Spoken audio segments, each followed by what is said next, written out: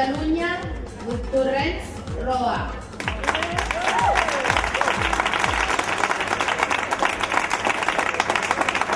Second position, Catalunya, with Artacho Núñez.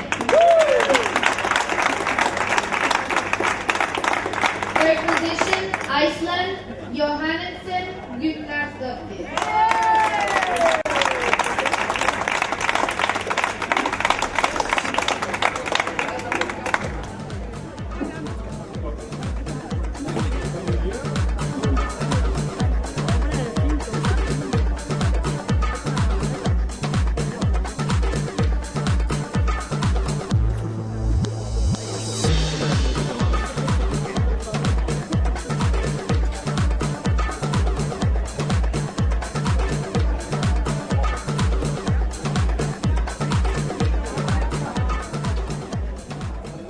Bueno, muy contenta, la verdad es que hoy ha sido un buen día, nos ha ido muy bien, ya tenemos como 2 medallas, bueno 3 porque ganamos ahora en las parejas el primero y el segundo lugar.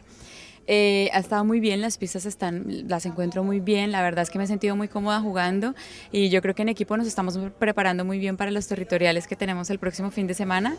Estupendo, bueno, ha estado todo muy bien hasta ahora.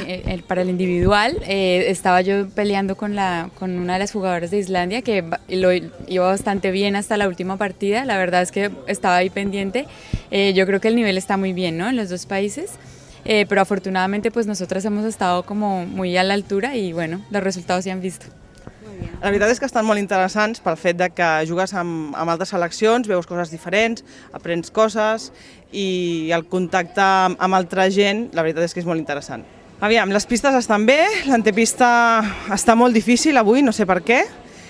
Les pistes per mi estan molt bé. El problema és que avui tinc una petita lesió, no estic arribant bé, i per això m'impedeix estar en un alt nivell. Sí, la veritat és que sí, és un entrenament amb tensió, amb competició, que és molt important, i bueno, de totes formes tinc moltes ganes d'anar al Mundial, em sento bastant preparada d'anar amb el curt com el llarg, amb els 2 programes, i bueno, tinc moltes ganes perquè de fet també el fet d'anar a Las Vegas i estar amb el millor del món doncs sempre és molt maco. Alors nous avons été très contents d'être ici, de partager cette compétition avec les 2 autres fédérations.